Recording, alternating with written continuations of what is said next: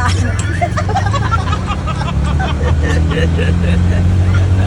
Ang pangit! Boy, so... Hello mga kaluwa, nandito po kami sa Esteban Lomi House. Kanina pa po kami nag-aantay. 30 minutes na po kami dito para po kami nasa Goto Spot. Matagal ang serving. Ang tagal po service. Hello mga kaluwa, nandito po tayo ngayon sa Esteban Lomi House. Hello mga kaluwa.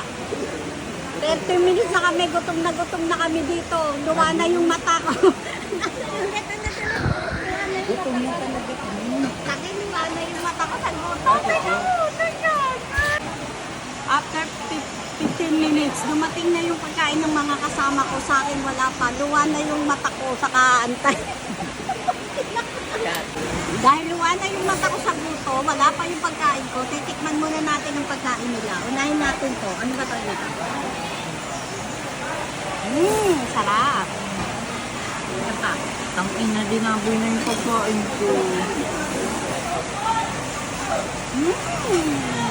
Po, dumating na po yung order ko after 1 hour.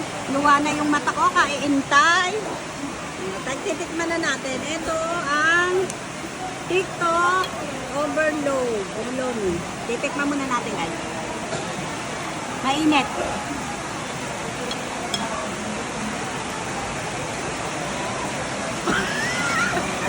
Mainit nga.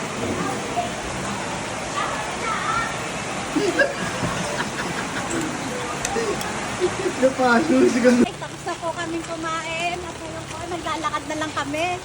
Wala na po kasi kaming pamasahe. At inuwi pa namin itong Sprite, oh. Oh, sige. Okay, let's go. Pag in a small loud eh.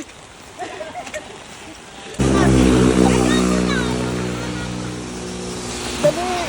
Oh. Right, mag-tayo. Dito na tayo magantay tricycle. Hoy, ba't lumalayo kayo? Ba tayo? Tara, tumaglakadin na natin. Hindi, wala doon. Saan ba tayo? Bago na si Kuya Alvin, parang tanga! Ano nangyari? Walang nangyari. Rachel, ano yung nangyari kanina? Sige, hindi na ako tama sa ilangan sa ilan. Di ba ka vlogger ka?